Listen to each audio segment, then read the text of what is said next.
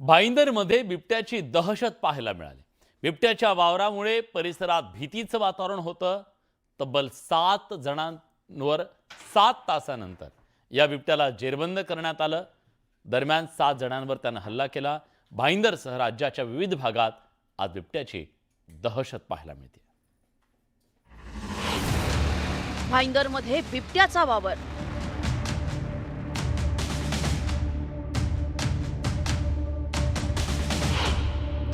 बिबट्याच्या हल्ल्यात 7 जण जखमी।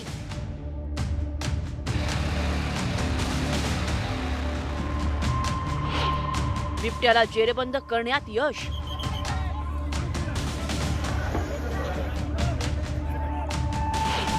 राज्यभरात बिबट्याची दहशत।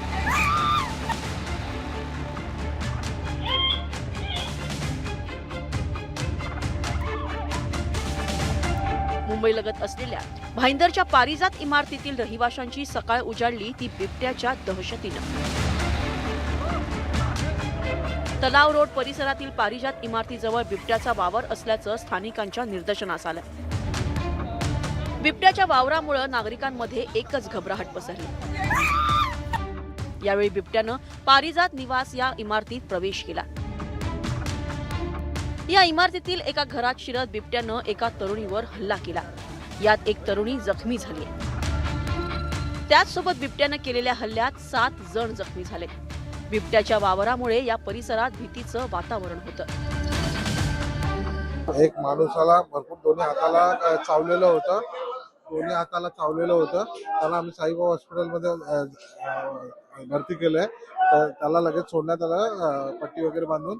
आता जी मुलगी आहे तिथं आताच समजलं तिथं 5-6 दिवसाने लग्न आहे, पण आता तिच्या चेहऱ्यावर वगैरे भरपूर, मी तुम्हाला नंतर व्हिडिओ पण शेअर करतो, तिच्या चेहऱ्यावर वगैरे भरपूर जखमा पण झाल्या। तिला टेंबा हॉस्पिटलला नेलंय। पहली बार आया सुबह 8:30 बजे आया, सब बिल्डिंग में तीसरे माले घुसा, वहां से उतर के फिर साली बदर गया, साली बदर से सिर पारिजात आया, वहां गेट खुला था, अंदर घुस गया।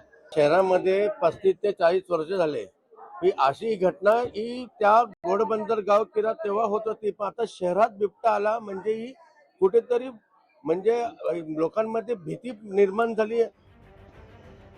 बिबट्याचा वावर या परिसरात असल्याची माहिती मिळताच वन विभागासह पोलीस आणि अग्निशामक दलाचे जवानही दाखल झाले होते। यावेळी वन विभागाच्या कर्मचाऱ्यांनी डाट मारून या बिबट्याला बेशुद्ध केलं। अखेर 7 तासानंतर बिबट्याला जेरबंद करण्यात यश आले। बिबट्याला जेरबंद करण्यात आल्यानं नागरिकांनी सुटकेचा निश्वास सोडला। तो 9 बजे से हम लोग पूरा फॉरेस्ट टीम और हम प्रयत्न कर रहे थे। अभी उसको डार्ट लगे थे अराउंड 150 के आसपास, तो उसको पूरा सेटल करने में अराउंड आधा घंटे लगे हैं। तो अभी 2:30 बजे तक वो पूरा मतलब वो थोड़ा अनकॉन्शियस हो गए, तब हमने उसको ऑलरेडी उसको रिकवरी के लिए भी फॉरेस्ट डिपार्टमेंट ने शुरू कर दिए है।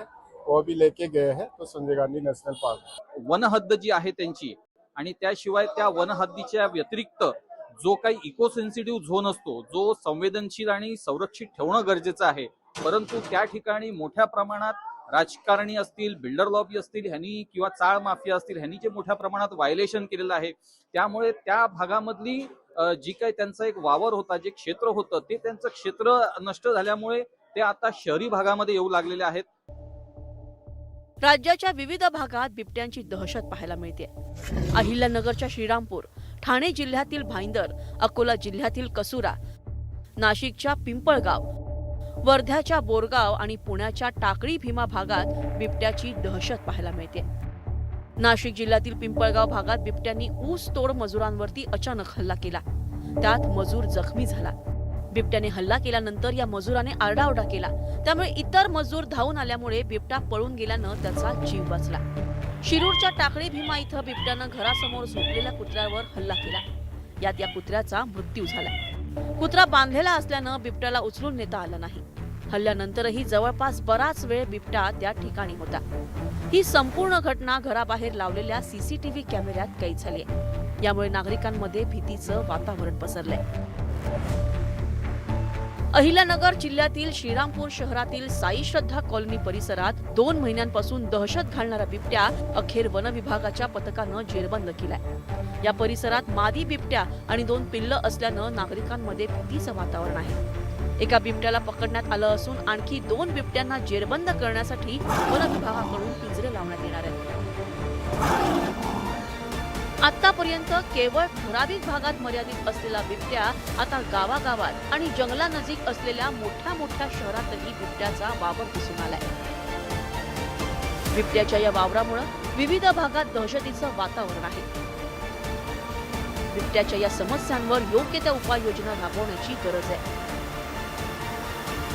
Bureau report, news 18 Lokmat.